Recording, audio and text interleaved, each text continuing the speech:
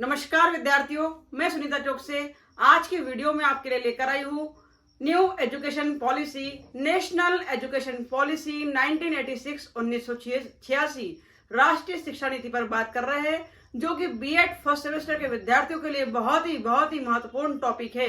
तो आइए इस टॉपिक को स्टार्ट करते हैं इन उत्साहवर्धक पंक्तियों के साथ कि जो करता कोशिशों पर कोशिशें लगातार है, कोशिशों पर कोशिशें जो करता लगातार है, सही मायनों में वही जीत का हकदार है। तो विद्यार्थियों कोशिश करते रहिए, जीत निश्चित है। आइए स्टार्ट करते हैं न्यू एजुकेशन पॉलिसी को। जल्दी विद्यार्थियों बीएड फर्स्ट सेमेस्टर का एग्जाम होने वाला है और उस एग्जाम के लिए ये टॉपिक बहुत महत्वपूर्ण है। आइए देखते हैं नेशनल एजुकेशन पॉलिसी 1986। तो जानते हैं पहले कि 1986 एजुकेशन पॉलिसी का क्या उद्देश्य था, क्या एम था। इस नीति का मुख्य उद्देश्य गुणवत्तापूर्ण शिक्षा उपलब्ध कराना तथा भारत के सभी नागरिकों को शिक्षा उपलब्ध कराना था। तो क्या उद्देश्य था? गुणवत्तापूर्ण शिक्षा उपलब्ध कराना, क्वालिटेटिव एजुकेशन देना है और सभी नागरिकों को समान शिक्षा देना इस एजुकेशन पॉलिसी का उद्देश्य था विद्यार्थियों। इसी के साथ राष्ट्रीय शिक्षा नीति 1986 का लक्ष्य क्या है? राष्ट्रीय शिक्षा नीति 1986 का लक्ष्य संपूर्ण देश में एक राष्ट्रीय शिक्षा व्यवस्था का विकास करने का था। संपूर्ण देश में एक जैसी शिक्षा व्यवस्था, समान शिक्षा व्यवस्था लागू करना था। देखते हैं परिचय में, इसमें एजुकेशन पॉलिसी के संबंध में बात करते हैं कि this is the first national education policy. This is the first national education policy in which a complete plan for its implementation along with the policies presented and at the same time sufficient resources is arranged for it। यह भारत की पहली ऐसी राष्ट्रीय शिक्षा नीति है जिसमें नीति के साथ साथ ऐसी पहली राष्ट्रीय शिक्षा नीति है जिसमें नीति के साथ साथ इसके क्रियान्वयन के लिए पूरी योजना प्रस्तुत की गई, एक प्रॉपर प्लान तैयार किया गया इसे लागू करने के लिए, प्रोसेस में लाने के लिए, और साथ ही पर्याप्त संसाधन जुटाए गए। जितने भी रिसोर्सेज इस पॉलिसी के लिए, एजुकेशन के लिए चाहिए, उसमें जुटाए गए विद्यार्थियों।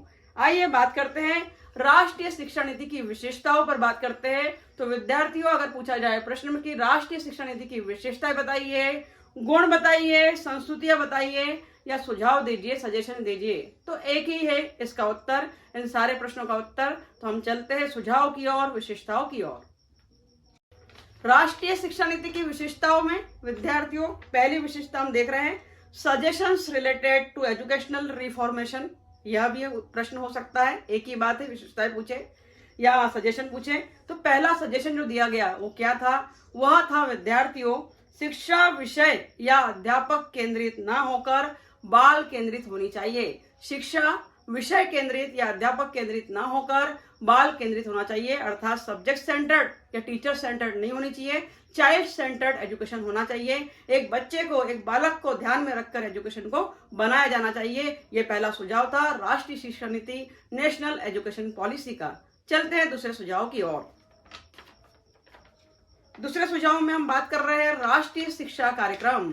देख सकते हैं आप स्क्रीन पर दिया है राष्ट्रीय शिक्षा नीति 1986 की सबसे प्रमुख विशेषता संपूर्ण देश में एक प्रकार की शिक्षा संरचना, अर्थात 10+2+3, देख रहे हैं आप स्क्रीन पर, 10+2+3 पर आधारित होगी, जिसमें डिटेल में समझिए आप विद्यार्थियों। 5 वर्ष का होगा प्राथमिक स्तर। क्या होगा? प्राथमिक स्तर, जिसे हम कक्षा 1 से 5 तक मानते हैं। 3 वर्ष का होगा उच्च प्राथमिक स्तर, जिसे कक्षा 6 से 8 तक का माना जाएगा, और 2 वर्ष का होगा माध्यमिक स्तर, जिसे कक्षा 9 से 10 तक माना जाएगा। ध्यानपूर्वक स्क्रीन पर देखिए और नोट कीजिए। और 2 वर्ष का होगा इंटरमीडिएट स्तर, जिसे हम हाई स्कूल भी कहते हैं, 11-12 होगा हमारा। और साथ ही साथ नेशनल एजुकेशन पॉलिसी में कहा गया कि 3 वर्ष का ग्रेजुएशन कोर्स होगा, स्नातक स्तर का कोर्स होगा। चलते हैं और भी विशेषताओं की ओर। नेक्स्ट पॉइंट हमारा है new education policy 1986। New education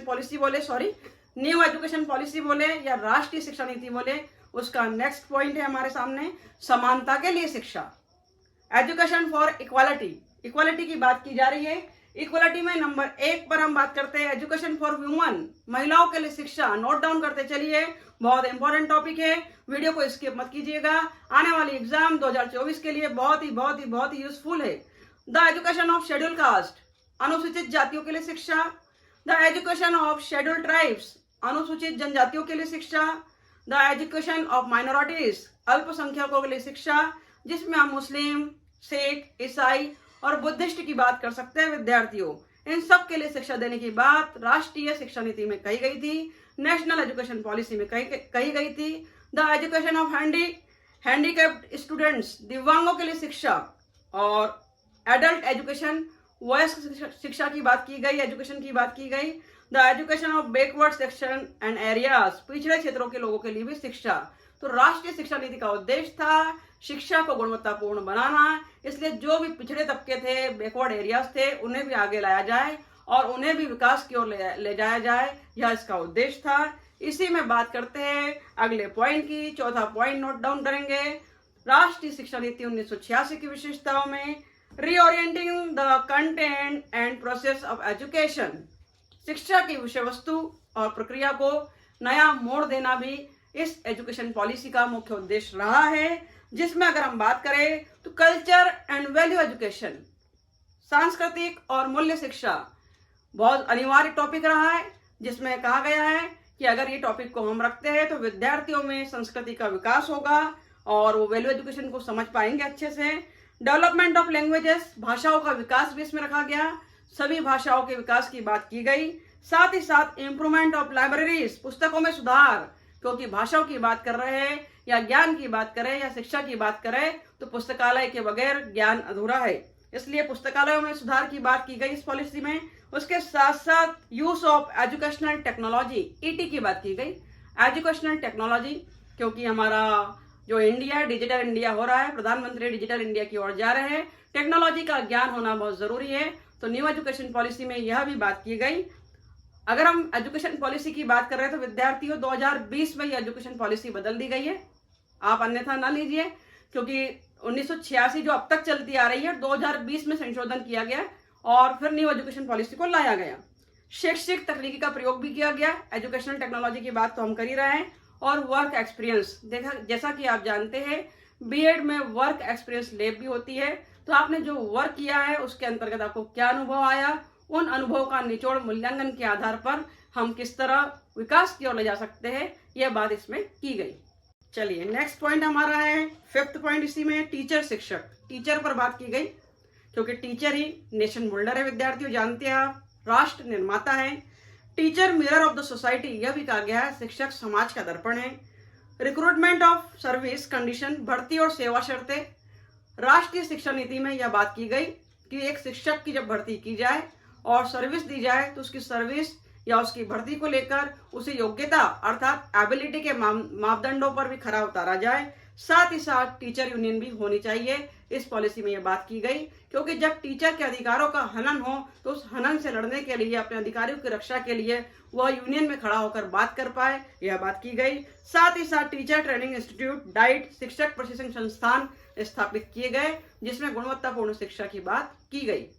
अगला पॉइंट है 6वां, राष्ट्रीय शिक्षा नीति को हम पढ़ रहे हैं, नेशनल एजुकेशन पॉलिसी 1986 की बात कर रहे हैं, जिसमें अगला पॉइंट है 6 नंबर का कि in this policy it was stated that 6% of the national income would be spent on education. तो इस शिक्षा नीति में यह बात की गई विद्यार्थियों कि यह बताया गया कि राष्ट्रीय आय का 6% भाग शिक्षा पर खर्च होगा। कितना? 6% भाग शिक्षा पर खर्च होगा, यह भी बताया गया। अगला पॉइंट है टेक्निकल एंड मैनेजमेंट एजुकेशन, तकनीकी एवं प्रबंध शिक्षा की बात की गई। Reorganization of technical and management education, तकनीकी और प्रबंधन शिक्षा का पुनः संगठन। तकनीकी शिक्षा तो थी हमारी, लेकिन पुनः संगठन किया गया, उसे पुनः ऑर्गेनाइज किया गया, वेल सेटल किया गया और फिर लागू किया गया। Improving technology and man power, प्रौद्योगिकी और जनशक्ति में भी सुधार किया गया। प्रौद्योगिकी से तात्पर्य शिक्षा के क्षेत्र में विभिन्न मशीनरीज का प्रयोग ही प्रौद्योगिकी कहलाता है, उसमें सुधार किया गया। कंप्यूटर लिटरेसी, कंप्यूटर साक्षरता को बढ़ावा दिया गया। अभी हमने डिजिटल इंडिया की बात करी, सारे काम ई गवर्नमेंट की बात करें या ई गवर्नेंस किसे कहते हैं तो ई गवर्नेंस भी यही है, ऑनलाइन या इंटरनेट के जरिए सारे कामों को सुविधापूर्वक करना। तो कंप्यूटर साक्षरता के माध्यम से ट्रांसपेरेंसी आई है, ऑनलाइन काम के माध्यम से समाज में ट्रांसपेरेंसी आई है, जिससे रिश्वतखोरी भ्रष्टाचार को बढ़ावा नहीं मिलता है विद्यार्थियों। इसलिए इस नीति में कंप्यूटर साक्षरता पर जोर दी गई। डिस्टेंस लर्निंग प्रोग्राम, दूरस्थ शिक्षा कार्यक्रम की बात भी की गई, ताकि ऐसे विद्यार्थी जो अध्ययन करना चाहते हैं लेकिन किसी कारण से, आर्थिक स्थिति के कारण या जॉब के कारण अगर नहीं कर पा रहे, तो दूरस्थ एजुकेशन के माध्यम से ये शिक्षा को कंप्लीट कर पाए और पूर्ण कर पाए। इनोवेटिव रिसर्च एंड डेवलपमेंट, इस एजुकेशन पॉलिसी में नवीन अनुसंधान और विज्ञान पर भी, जो विकास पर भी जोर दिया गया कि नए नए रिसर्च, नए नए डेवलपमेंट आए दिन होते रहना चाहिए। बात करते हैं इसी के साथ अगले पॉइंट की, 8 नंबर की, कि 1990 तक 11 वर्ष के तथा 1995 तक 14 वर्ष के बालकों के लिए अनिवार्य और निःशुल्क शिक्षा उपलब्ध कराई जाए। यह भी एक महत्वपूर्ण तथ्य था। 6 से 11 वर्ष की बात की गई और 6 से 14 वर्ष के बालकों को निःशुल्क फ्री एजुकेशन दिया जाए और अनिवार्य रूप से compulsory, free and compulsory education हो इन विद्यार्थियों के लिए, यह बात की गई। राष्ट्रीय शिक्षा नीति में अगली जो मुख्य बात है या मुख्य तत्व है वो डिग्रियों को नौकरी से अलग करना। अब ये क्या है विद्यार्थियों? डिग्रियों को नौकरी से अलग करना, ले ऑफ डिग्रीज। राष्ट्रीय शिक्षा नीति 1986 के अंतर्गत ऐसे पदों के लिए जहां डिग्री का होना अथवा ना होना कोई महत्व नहीं रखता, वहां से धीरे धीरे डिग्री और उपाधि की अनिवार्यता को समाप्त किया गया। कुछ कोर्सेस, कुछ नौकरियां, कुछ पद ऐसे हैं जहां पर बहुत मिनिमम क्वालिफिकेशन के बाद आप जॉब कर सकते हैं और अपनी स्किल का प्रयोग कर सकते हैं, तो वहां से उस अनिवार्यता को हटाने की बात की गई। हम ये बात कर रहे हैं। अगला पॉइंट है परीक्षा प्रणाली में सुधार, इम्प्रूवमेंट इन एग्जामिनेशन सिस्टम। इस शिक्षा नीति में परीक्षा मूल्यांकन का तरीका बदल दिया गया। इस नीति के अंतर्गत अब परीक्षार्थियों को ग्रेड दिए जाएंगे। जैसा कि आप जानते हैं, ग्रेड के आधार पर हम मूल्यांकन कर रहे हैं। ग्रेड सतत मूल्यांकन, कॉन्टिन्यूस एवेल्युएशन टेस्ट होगा आपका, मूल्यांकन के बाद दिए जाएंगे। इसमें शिक्षक के अतिरिक्त अन्य पक्षों का भी मूल्यांकन होगा, केवल शिक्षा का नहीं, क्योंकि शिक्षा का उद्देश्य क्या है? सर्वांगीण विकास, ऑलराउंड डेवलपमेंट। तो शिक्षा के अलावा अन्य पक्षों की बात भी इसमें की जाए, यह एजुकेशन पॉलिसी का उद्देश्य था। 11वां पॉइंट है व्यावसायिक शिक्षा, बिजनेस स्टडीज। इस पॉलिसी में शिक्षा को रोजगार से जोड़ने का प्रयास किया गया, जिसमें कौशल युक्त जनशक्ति तैयार हो सके तथा उच्च स्तर की शिक्षा में भीड़ को बहुत ही कम किया जा सके।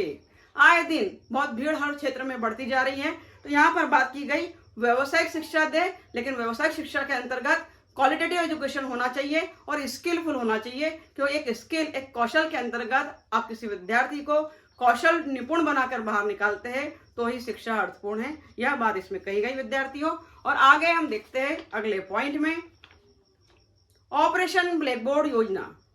ऑपरेशन ब्लैकबोर्ड योजना क्या है, आइए जानते हैं, समझते हैं। राष्ट्रीय शिक्षा नीति 1986, बहुत महत्वपूर्ण टॉपिक हम पढ़ रहे हैं जो एग्जाम के लिए महत्वपूर्ण है।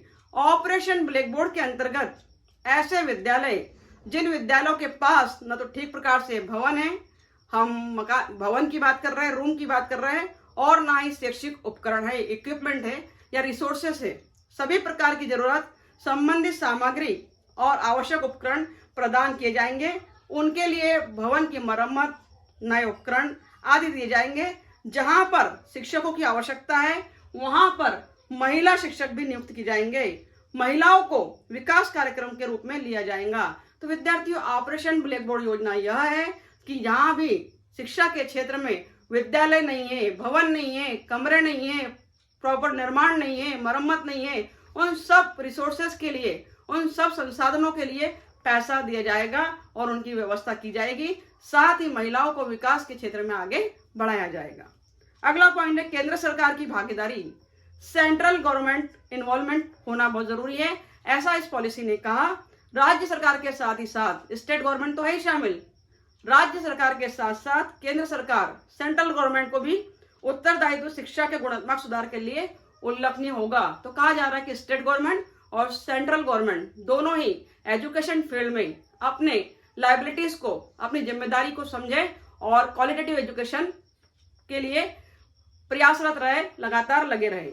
उसके अलावा और भी बहुत से पॉइंट है विद्यार्थियों, लेकिन जितना एग्जाम के हिसाब से बहुत जरूरी है हमने कर लिया है। कुछ पॉइंट्स और आप डाल सकते हैं। नवोदय विद्यालय, इन विद्यालयों में कुल सीटों के 75% ग्रामीण छात्र होंगे।